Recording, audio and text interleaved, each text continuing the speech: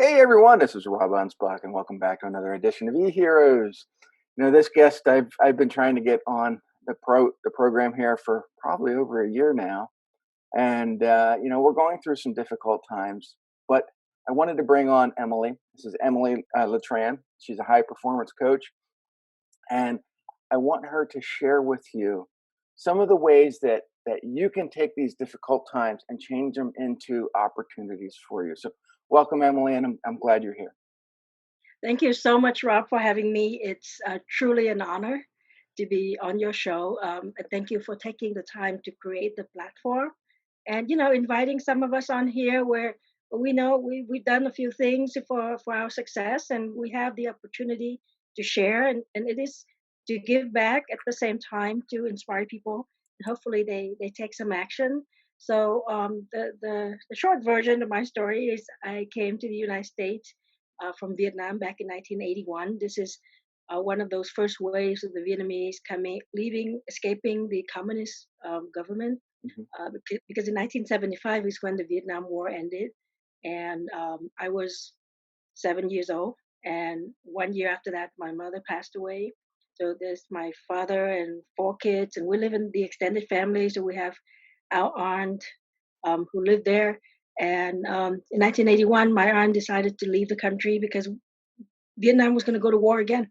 At that Mhm. time, it was with Cambodia in the West, where you watch that movie, The Killing Fields, Mhm. where they used that particular excuse to invade Cambodia, and they were fighting about the border again, after thousands of years with China in the north.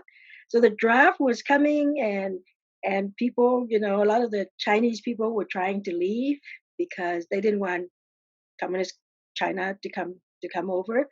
And this is the way for people who left the country as refugees. So we were on a little boat, 7 days on the ocean. Um, the first 2 days we had some food, and the next 5 days it were just sips of water.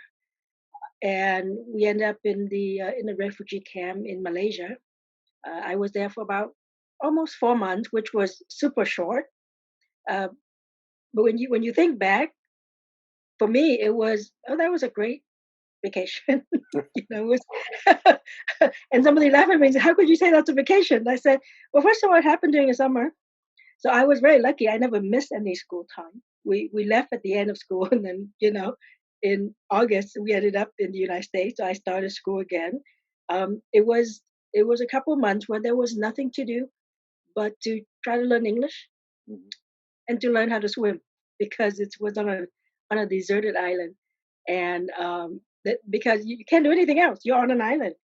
So we live in makeshift shelter, and every day you get in line to go get some fresh water because it's an island. So they gotta, I guess, open the faucet and have you take the water, and then they lock it up. And they give you a package of food, some rice, a little can of, I think it was beef, and some noodles, some beans, and you're supposed to survive on that package for 3 days. And that's how. So sometimes what I meant by, it was sort of easy is because there's no decision to make. As a kid anyway, my aunt was the one that took us. So she took her two kids, me and my older brother and two other male cousins. I think she had a lot of doubt and a lot of fear, but for us kids, it was okay. This is it. This is how you live. We weren't old enough to worry, which I think is a blessing. Because imagine if you're sitting there worrying what's gonna happen. Um, all I remember missing the family a lot, and at that time you didn't quite understand. Excuse me, that it could be that you could never go back.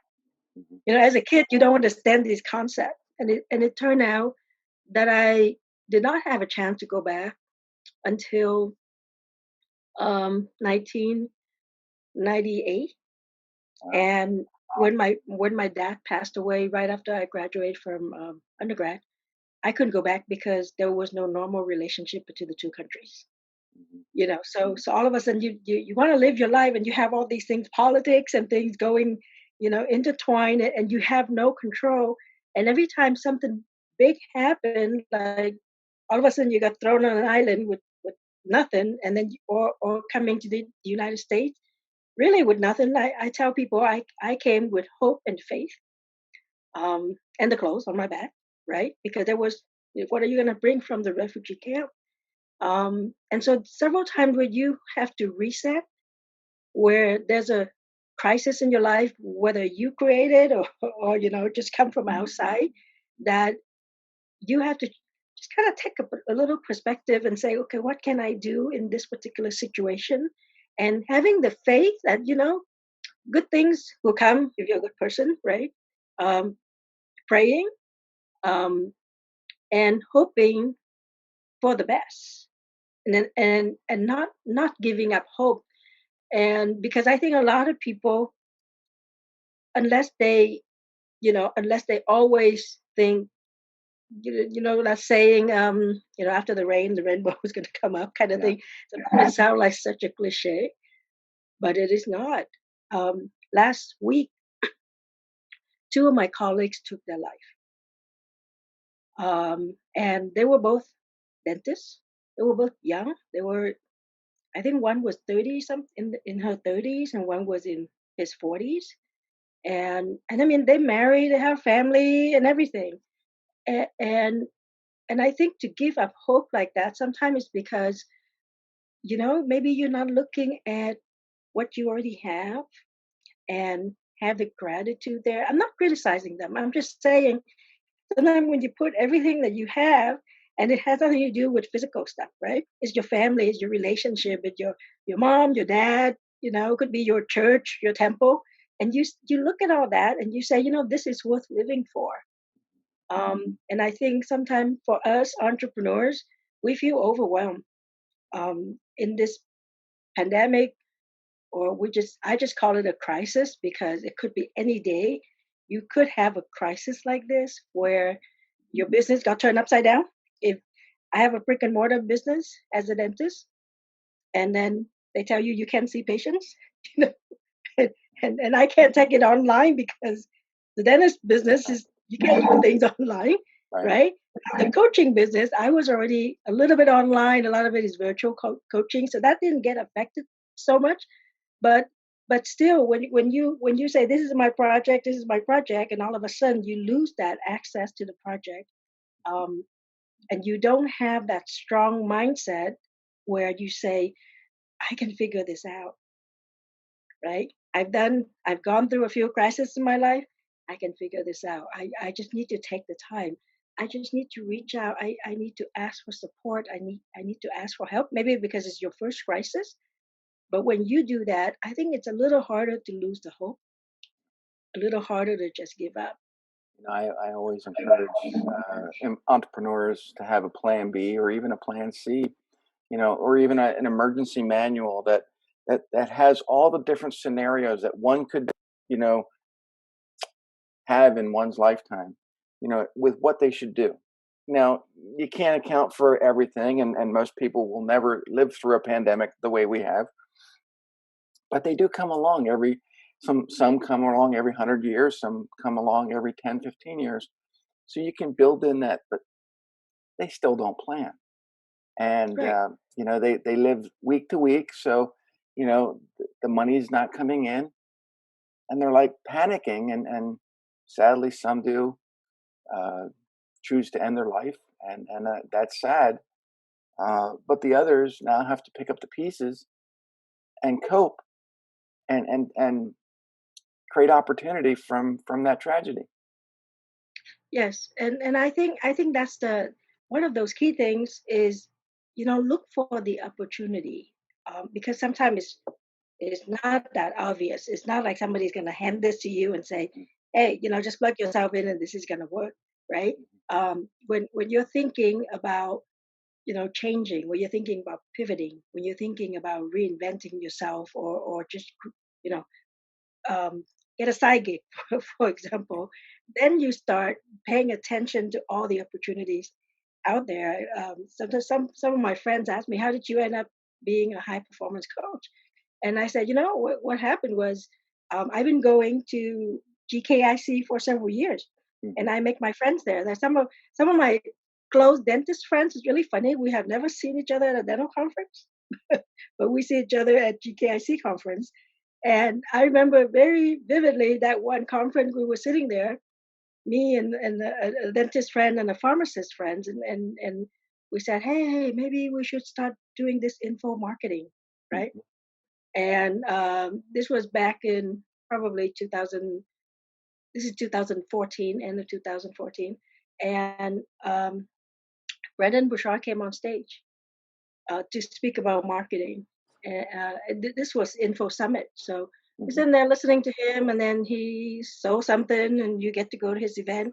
We went to his event, and of course, he was talking about high performance coaching, Hmm. and how you could be a coach. And here I'm sitting there thinking, this is what I was sort of thinking about doing, and here's this guy, and it just worked like that, Yeah. right? And the opportunities here, what, and I wasn't quite ready. Like, do I want to really be a coach right now? Right now, but that's the path that is put in front of me, Yeah. and I had the faith to just go ahead and commit to it. And from my background, I know that usually when I say I'm going to do it, I'm actually going to do it, right? But there are moments where you feel, do I really want to do this, right? From trying to be a coach, and then all of a sudden, well, you're supposed to be a speaker too, and I said, I don't want to be a speaker. Yeah. So let's go and train and be a speaker. And so the opportunities um, create new challenges for you, and you just have to keep growing Yeah. and growing. And it helps to have that clarity. Why did you want to do it in the first, in the first place? And just like for all of us entrepreneurs, we have that growing pain. Sometimes we try too fast. We try to grow too fast, and then all of these things are just, and then you haven't really grown yourself Right. or grown your staff to take on those opportunities, and then you mess up. I did that several years back. I was running three practices, but I was buying them within a few years of each other, and then I was buying the building, and then there's tenant improvement here and tenant improvement there, and all of a sudden, like, you're going, why am I doing this? One year after another. But again, it's because that opportunity was there, and I said, yeah, okay, I like that practice, but it come with a building, so I need to buy the building. Yeah. And but these are things that you learn, right? If I think if I had a coach or a mentor back there, they would probably say, you wait 2 years, Hmm. okay, or wait 3 years, because it's just too many things going on. And I take that, and that's how I help my clients nowadays. Sometimes I say, no, no, you got to do all these three things at one time, and then other times it's like, no, I just want you to do this one thing, Hmm. and make sure that it's helping you to the best, fulfill your life in whatever way that you're looking for, and you don't need to start another thing, because there's always one more thing to do. There's always one more thing on the post-it note that you on your to-do list, and if you try to do all of them, it becomes overwhelming. Oh yeah. Yeah. Yeah. I think we have to pick and choose what's good for us. I think that trying to do everything creates the overwhelm, and we don't need that. But going back to the GKIC, I know I've met you at some of them. I think we met in Dallas, and then we met in Colorado, and I like going to see a lot of the people at GKIC, and sometimes I don't even go into the room and listen to people speak. I would rather stay out in the hallway and have one-on-one conversations with people, because usually they say, Rob, that was awesome. I want to hire you. Or thanks for the opportunity to come on and be, let me be a guest on your show. Or, you know, Mhm. I get more from that interaction than I do from being, in the seminar, the convention room. Right, right. Right. Well, I think it sort of depends whether you're in the student mode, right? Hmm. Where in my first few years, it was really, I got to learn all this because I've never heard this before, Right. and we just share right before we got on. I would go to a conference just to listen to Brian Tracy. Hmm. I would go to a conference. Uh, One time, I actually went to a conference. I flew to Phoenix Friday night, and then flew back to Los Angeles Saturday night, and then flew back out to Phoenix Sunday night. It was an event that my mentor put on, Sharon Lecter. She put it on. It happened to be the same weekend that UCLA was celebrating 50 years anniversary of the dental school. Mm. And I said I wanted both, so I'm going to be that crazy, flying back and forth. And I did ask myself, why did I do that? Well, I really wanted to see how she is as a person, and it's almost like I didn't need to go. I can just call and say I want to sign up to work with you. But you have that urge and that drive to be there, and it's the same thing when you go to a conference. You could be in the room, or you have that urge and that drive to go outside, and you want to connect to people because it's the right environment, right? Mm-hmm. It's the right environment where people are thinking about business, and they may share something with you, and you may tell them or help, give them an advice and give them a breakthrough. So to go to an event and not just set one goal. That's what I always tell my client. Go to an event, learn something, leave with 3 appointments. And they look at me like, what do you mean leave with 3 appointments? I said, because you can also create business from the event. Even though you're going there as a student, you're going there to learn. And it's because if you're sharing conversation and you're giving, somebody, just like you said, may just ask you to help them with their business. Mm-hmm. And I think that's wonderful. I think from where I come from in the professional, like the dentist, we go to one of those events to learn, Mm-hmm. to satisfy our continuing education requirement. That's So what really. what got you into the dental field, and more specifically, what got you into marketing that dental field? Because we've mentioned GKIC, we've mentioned being a high performance coach, but it all probably stemmed from that learning experience being a dental entrepreneur. Yes. So my I got into dentistry, and I tell people it's a very uninspiring story. This is back in the late 80s, and I was doing very well in undergrad, and I did not want to be a doctor. I don't like life and death situation. It could be from being young and seeing my mom pass away. So I never liked hospital. But when back then, if you remember, everybody had a little pager, right? And Hmm. they go beep beep beep, and then you have to go pull your car somewhere and go find a phone to call because there Oh was yeah. no cell phone. So I that did not appeal to me, and I actually went and interviewed a pharmacist because my aunt used to be a pharmacist back home, and I remember going to Save On and asking this pharmacist, what do you do? And he said, I count pills. So that didn't, I wasn't very impressed with that either. I'm just like, you count pills. And then one of my friends actually just walked up to me during one of the parties, and he said, I heard you want to be a pharmacist. Don't do that. Because his parents used to be pharmacists in Vietnam. And in Vietnam, it's like your old mom and pop pharmacy here, where you dispense and you advise and you do all that, not like a save on where you just go and then you just buy the thing and you just leave, right? Hmm. So he said, don't do that. And he said, why don't you look into dental school? And my only experience with dentists were two fillings in my mouth. But by process of elimination, I said, okay, I think I'm going to go into dentistry. What I learned from that was, the relationship, and that's what I appreciate the most from the profession is the relationship because you get to see people for a long, long time. Um, my practice in Southern California, my first one, we've been in the community for 24 years, and I have patients who've been with me for 24 years. Yeah, and that's a long time. And they'll come in, they say, I remember when you this when you were in that little place.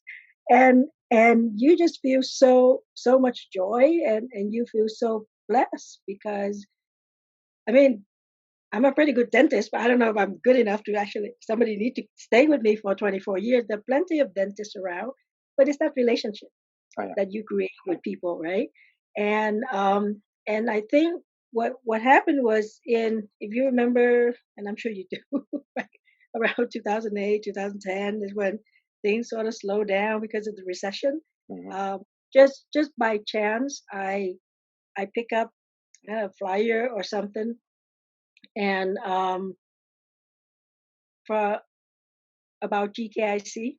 Mhm. Um, I don't remember how, but this is what I remember is I emailed GKIC and I asked a question, some kind of question, and then they emailed me back and they said there's a local chapter. Go over there, right? So I went over to the local GKIC chapter and then start attending the meetings and then took myself to the to the conference. And at the same time, back then, I was working with a dental consultant, and it turned out he's one of Dan Kennedy's private clients. Um, and so everything seemed to just point to, hey, this is the stuff that you need to learn. Mhm. And that was my path because it's not something that is taught at all in the professional school. And unfortunately, in the professional word, sometime when they hear the word marketing or selling, they always look down on it, Yeah. right? And I remember Ben Gay, he was lecturing at one of the small conference I was at, and he said he said, uh, do you think that if you know some, like as a dentist or as a doctor, if you know that is good for the patient and and you don't tell them to do it, don't you think, you know, it's like a sin, right? Because Mhm. you know you could help them, but you're not pressing on that. And we were all sitting there going, yeah, yeah, yeah. And he go, well, that's the same thing that go with marketing. You know that marketing is good, and if I don't tell you that you need to do it, then it's a sin. So I don't want you to be sinners. Wasn't I go, what? But it stuck with me, and and that's why when I when I really believe in something, Mhm. I push for it. I push for it whether it's my patient, I push for it whether it's my client.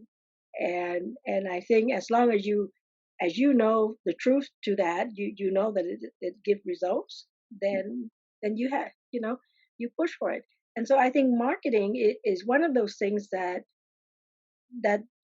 in my particular profession, and I think in sometime in a lot of community, unless you explain the value to them, but the value is not just the dollar. The value could be, you know, if you automate whatever the heck you're doing as far as marketing is concerned, you could have more time with your family, Mhm. right? If you actually train your staff to do things a particular way to attract patients or clients, um, it's going to increase your net income, and the net income is going to bring a better lifestyle to your family. So you gotta talk to them in that sense rather than just talk money because they think that they're above that, right?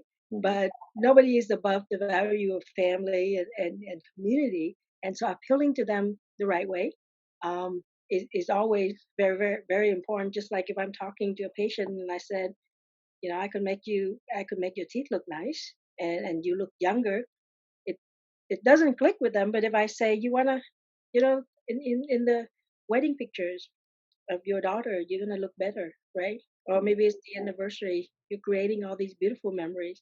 So all of that I learned from marketing. Mhm. Because otherwise I would just tell them I can make you nice teeth. Yeah. and and I would just end there. And I think that's where it's And important. marketing became your plan A. Right. Even though dental practice was your original plan A, Hmm. once you learn marketing, marketing became your plan A, dental practice became your plan B. Right. Right. And dental practice is if you create a right model. And Mhm. I'm not talking down the profession, but if you create a right model, you can plug people in, Yeah. right? Which is what I've been doing because I have associate doctors. So if I'm at a conference, the associate can step in and run the practice for me. I tell people one of the compliments I like the best is when I walk into an operatory and the patient look up at me and the patient say, "Who are you?" Right? And I'm looking at the chart. Say, "Oh, you've been here a couple of years." You know, Mm. "Oh, I'm the owner." Yeah. I'm new here. Yeah. And then I remember one time a kid, he's a teenager, but he's been coming since he was little. He was standing at the counter and he's reaching over because I was trying to get some charts or something. And he looked at me and he go, "You've been working here for a while, huh?" you know, and I look at him and I'm thinking in the back of my head, since you were born, but I didn't want to say that. And so I think, and that's one of the things that we learn in marketing is work on the business and take yourself out of the business. And at the beginning of my career, I did it, but I didn't it wasn't because I understood marketing. It was because I want to spend time with my kids. And I want to be able to go to whatever conference and here's somebody who can step in my place.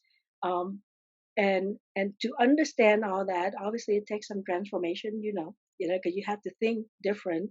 You have to think that you're replaceable, which sometimes is very hard for a lot of business owners because they think they need to be there. Mhm.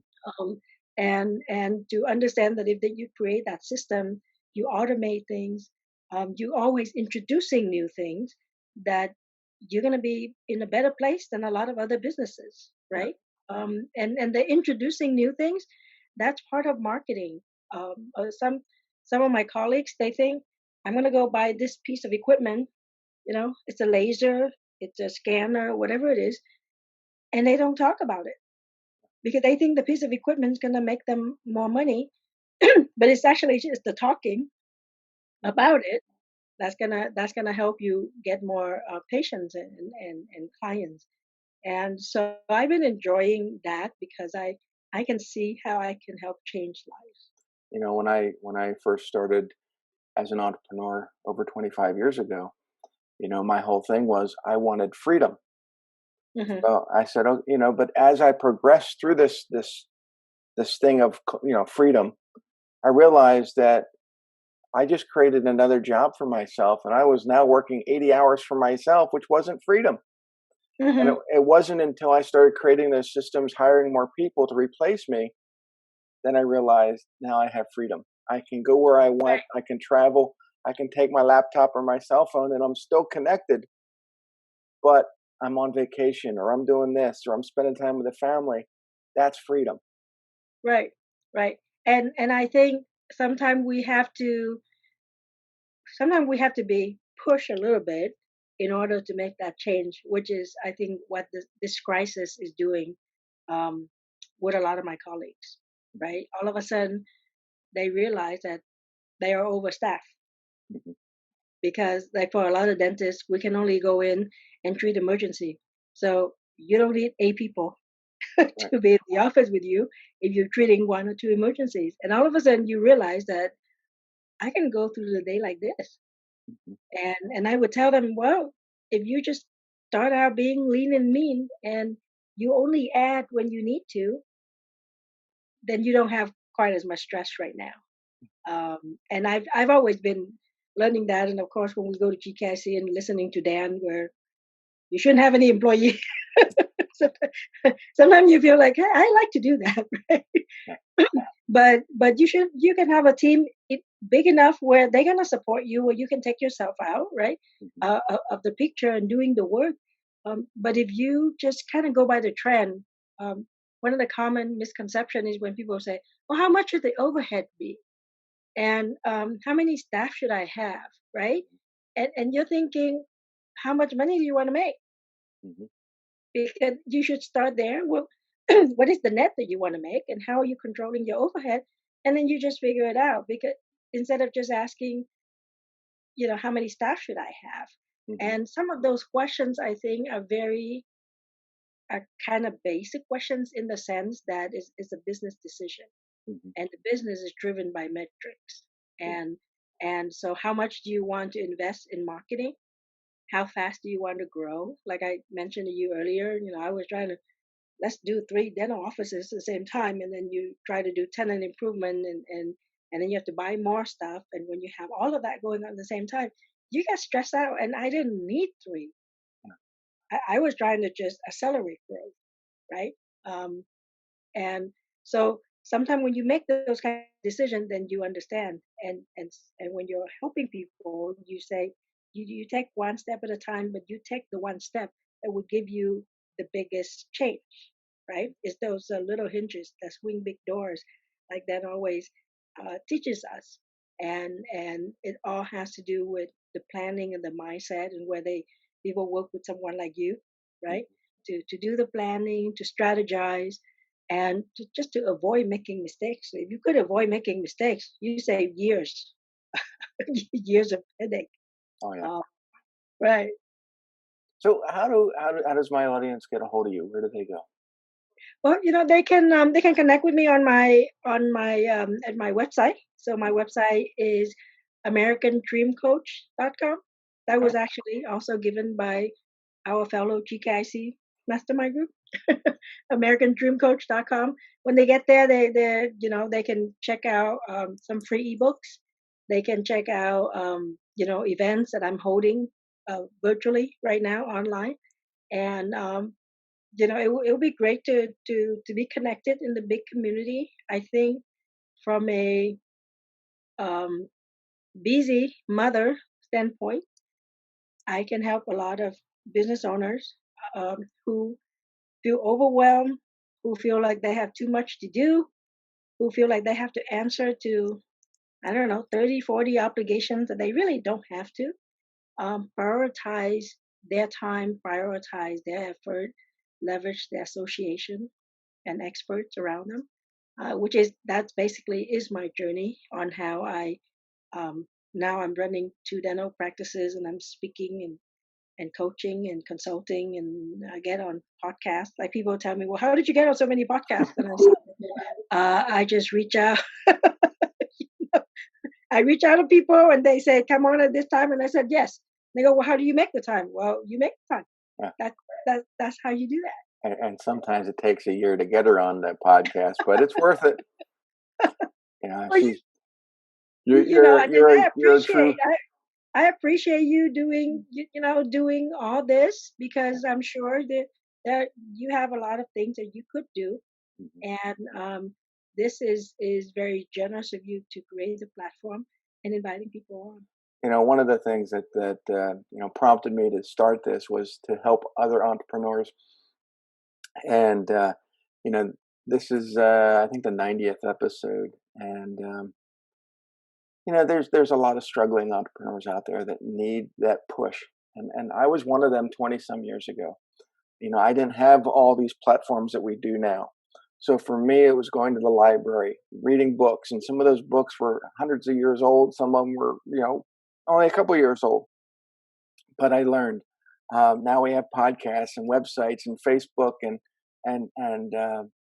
so yes, we're probably a little overwhelmed with content, but I wanted a platform where people could, entrepreneurs especially, could come and listen to other entrepreneurs and start to learn their own superpowers. And you are living the American dream. You know, even though you weren't born here, you came here and created an opportunity, and now you're teaching others how to do that. And I think that is truly amazing, and that's what makes you an e-hero. And for everyone out there listening, please go to Emily's website, americandreamcoach.com. Learn about her. And if you're in the California area and you need your teeth worked on, she'll Well, give you that beautiful smile. I, well, I it's what I appreciate about technology is the easy, how easy it is to connect each other, right? Yeah, But as you know, people say it's easy to connect, but people still don't connect. People still say that they feel alone because at the end of the day, you make that choice. You make that choice whether you're going to connect. You make that choice whether you're going to reach out, and you make that choice to do something to change, your path, whatever you're on. And so I recommend people to listen to, someone like you, somebody who's done it, somebody who's created, the pathway, who paved the way, somebody who already invested the time and the money and the effort over the years to learn, right. and somebody who's a leader, Yeah, right? Because there's so much noise. You go on Facebook and you ask a question and there are 30 people who answer it. I tell my clients all the time, there are 30 people who answer it, but you don't even know who the 30 people yeah, and whether they actually have done it or they know what the heck they're saying. But it's so easy to just give an opinion, yeah. uh, and it's up to you to follow the right person right? We'll put it that way. Do your own research. They really should be associated with with an organization that have a track record kind of thing, right? Hmm. And that's what I did. That's what I did when I start going to GKIC, and I'm learning from certain people, and I'm following certain people, because there's so many people that you could follow, and some of them you resonate with, and you follow. The other ones maybe you just listen to, and you don't need to actually make a close connection, because if you try to do that, then there's going to be too many people. Yeah.